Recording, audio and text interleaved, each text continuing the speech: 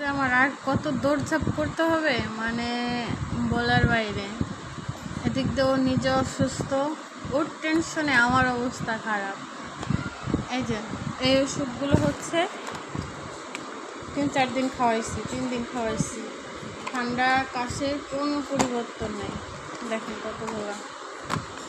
Doctor পাল্টে আবার শিশু ডাক্তারের কাছে গেছি, সে দেশে এই যে এতগুলো। এর মাত্র আমি সাজায় রাখলাম, এই র্যাকের মধ্যে সাজাই গোছায় রাখলাম। তারে নিয়ে হচ্ছে আমার দৌড়ের উপর থাকতেই হচ্ছে, মানে মেন্টালি ওরে নিয়ে যে এখন আমার কী অবস্থা। তাই সব আপুদের বলে, আপুরা আপনারা একটু প্লিজ সাবধান। হ্যাঁ, সিজন চেঞ্জ হচ্ছে, সবাই আপনারা আপনাদের বাচ্চাদেরকে একটু সাবধানে রাখবেন, যতদূর সাবধানে রাখতে পারেন, না হলে এই যে আমার মতো অবস্থা হবে আপনাকে। তাই বলি সবাই একটু সাবধান আর সচেতন হন।